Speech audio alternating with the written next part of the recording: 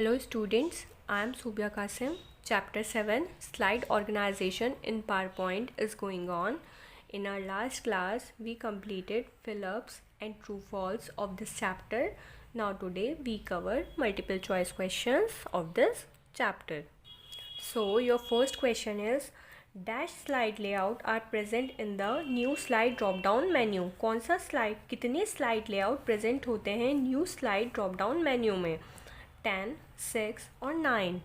9 slide layout present होते हैं आपके new slide drop down menu में.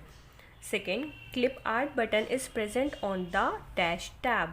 आपका जो क्लिप आर्ट बटन है वो कौन सी टैब पर प्रेजेंट है? व्यू, इंसर्ट और home. That is present on the home tab. Third one is dash tab contain the text box tool. कौन से टैब में आपका टेक्स्ट बॉक्स टूल होता है? होम, इंसर्ट और design. Home tab contain the text box tool.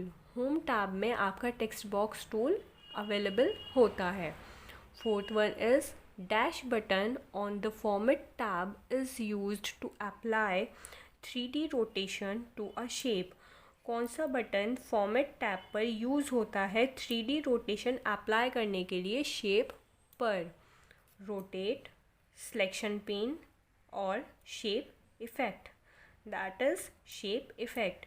Shape effect button on the format tab is used to apply 3D rotation to a shape.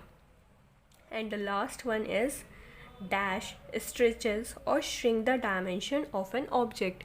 कौन जो है स्ट्रेच करता है या फिर श्रिंक करता है डायमेंशंस ऑब्जेक्ट की? रिसाइजिंग, रोटेटिंग और style. Through resizing you can stretches or shrink the dimension of an object. Resizing की हेल्प से आप स्ट्रेच कर सकते हैं या फिर श्रिंक कर सकते हैं डायमेंशंस ऑब्जेक्ट की. So these are your multiple choice questions. Now answer in one word sentence. First question is in which tab of normal view the text box is not visible. कौन से tab में normal view के text box जो है आपका visible नहीं होता है? That is outline tab. Outline tab में आपका टेक्स्ट बॉक्स विजिबल नहीं होता है. Second, which button is used for adding a new slide in a presentation. कौन से बटन की हेल्प से आप न्यू स्लाइड प्रेजेंटेशन में ऐड कर सकते हैं? By using Ctrl+M you will add new slide to a presentation. Third one is how can you select more than one shape object at a time. आप एक time पर more than one object कैसे select कर सकते हैं? By holding shift की. Shift की help से आप एक टाइम पर एक से ज़्यादा ऑब्जेक्ट को सिलेक्ट कर सकते हैं.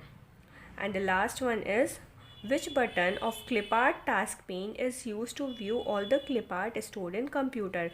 कौन से बटन की हेल्प से आप क्लिप आर्ट में सारी क्लिप आर्ट देख सकते हैं कंप्यूटर में जा कर के?